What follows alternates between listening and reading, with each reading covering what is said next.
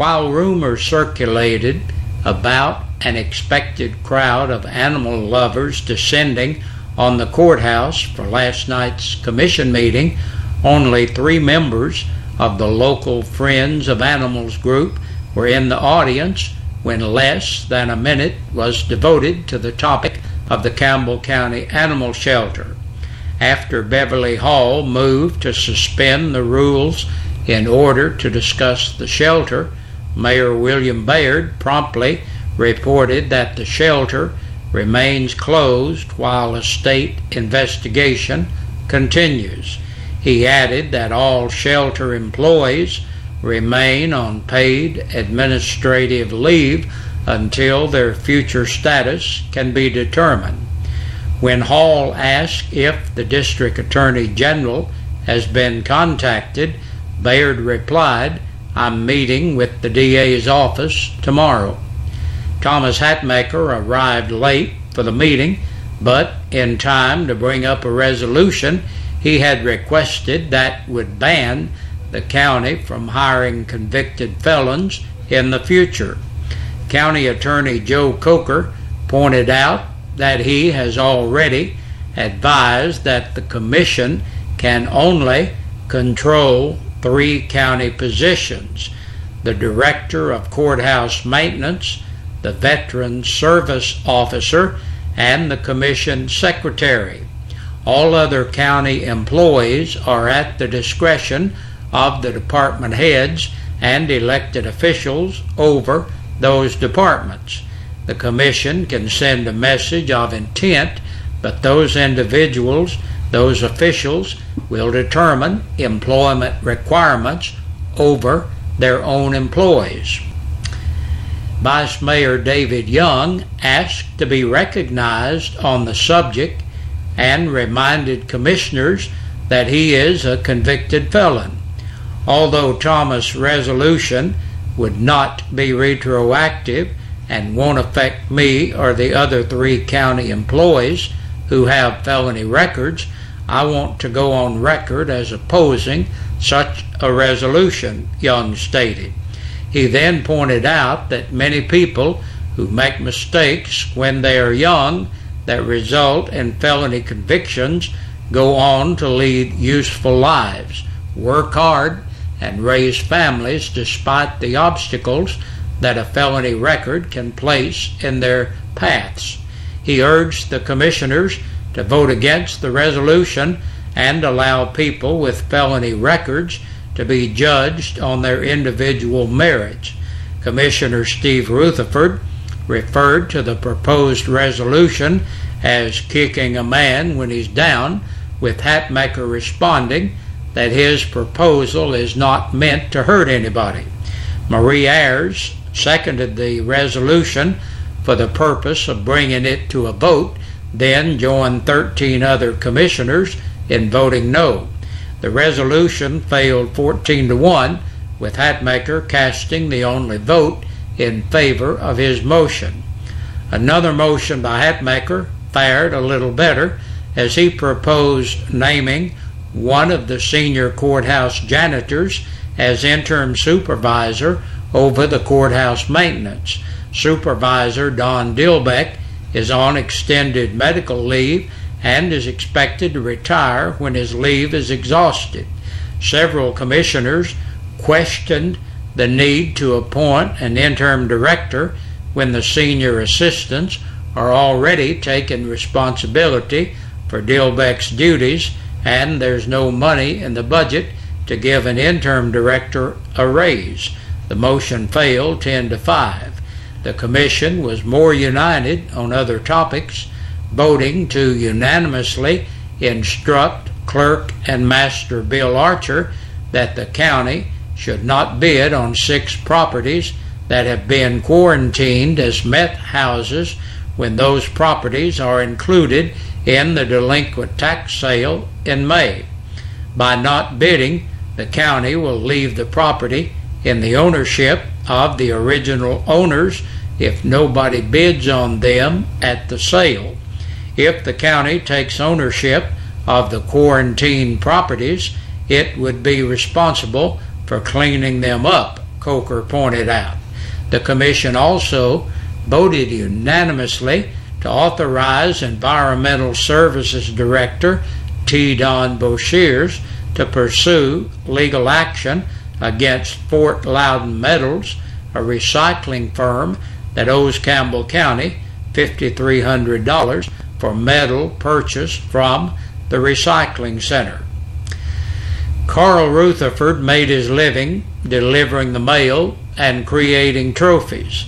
However, his calling card was his abilities on the basketball court and beyond as a coach and referee. The former La Follette Owl battled cancer to his death last night around 11:30 at his home in La Follette.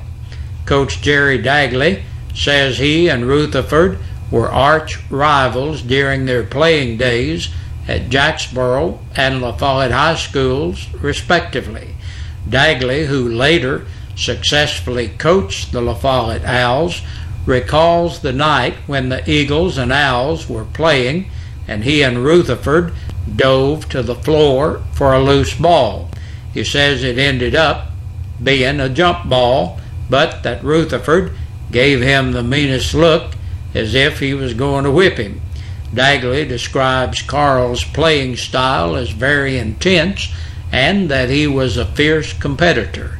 Once Dagley took over the reins of coaching La Follette High, he and Carl became the best of friends, later traveling and coaching while their daughters played together as youngsters and then Lady Cougars at Campbell County High School.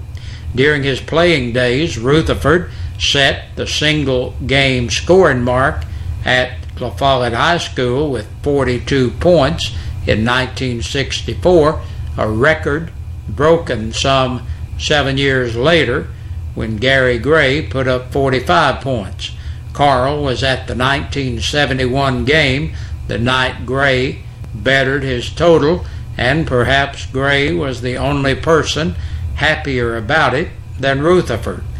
Ashley Whited, one of Carl's graduate granddaughters, is carrying forward the family tradition and was a member of this past season's undefeated Lady Cougar JV team. Carl was able to attend Ashley's last game that secured the unbeaten season. Carl Rutherford retired from the U.S. Postal Service and was co-owner of All-Star Awards with his son David. Carl Rutherford was 69 years old. It's back to school for Mom and Dad this evening at Campbell High. It's High School 101 for parents of 8th graders, and it's tonight at 6 o'clock at the Campbell County High School auditorium. Parents are encouraged to come hear about various classes and programs offered to their students in the 2013-2014 school year. There's a child seat checkpoint and fingerprinting event going on right now. The Campbell County Sheriff's Department, along with the Children's Hospital and Campbell County Schools, coordinated School Health or Host. It runs until 8 o'clock at the La Follette Food City. And longtime La Follette Press journalist Susan Sharp has left the press. Sources close to the weekly newspaper tell WLAF that Sharp and the press parted ways late last week, with Sharp leaving the newspaper. It also means there's one less Campbell Countyan on staff of the out-of-town owned paper. The La Follette Press is part of Landmark community newspapers based in Shelbyville, Kentucky. And that's a look at the news for today. Stay tuned next for the report from the Campbell County Sheriff's Department. And it looks like 8 people have been booked into the Campbell County Jail in the past 24 hours. Erica Brooke Bowling, 28, of Fountain Lane, La Follette, entered the jail to serve court-imposed time. 44-year-old Sandra Lee Carroll of Bryceville on an attachment for child support. Felix H. Castaneda, 33 of Louisville, Tennessee, for violation of the driver license law and violation of the Tennessee financial law.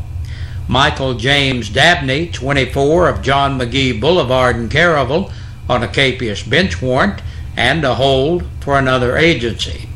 38-year-old Christopher Robin Fontana of Court Lane, La Follette, for driving while suspended. Michael Anthony Greenwood, 23, of Coolidge Road, La Follette, for driving while suspended, speeding, violation of the Tennessee financial law, violation of the seatbelt law, and on a capious bench warrant. 46-year-old Teresa Jean McMahon of Beech Grove Lane in Lake City for possession of drug paraphernalia and on a hold for Anderson County. And last today, Travis Michael Robertson, 25, of North 27th Street, La Follette, for reckless driving and driving while suspended. And that's a look at the news for today. Stay tuned, we got a lot more coming your way throughout the evening on WLAF Radio and on Channel 12 Cable TV. We sing happy birthday to you, and may all your dreams come true. Happy, happy birthday. Oh, this is your birthday song. Oh, celebration all night long. Oh, may all you... Hey, Big Josh with you on this Tuesday evening. We're going to do our birthday and anniversaries for you. Our birthdays today, Timothy Davis is celebrating a birthday. Happy birthday to you, Timothy. Jerry Allen's having a birthday today. Happy birthday to you, Jerry.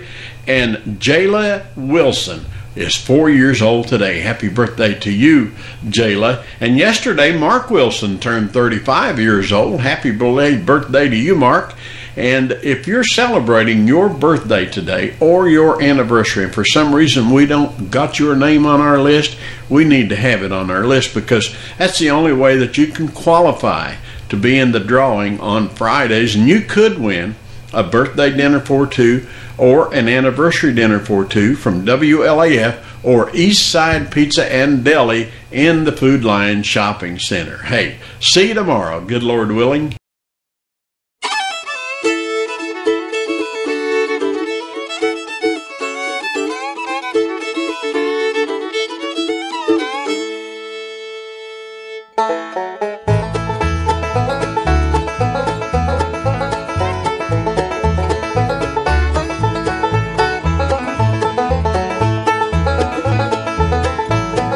Started out a long time ago, working hard to make heaven my home. Better than living in sin astray. I love the good old gospel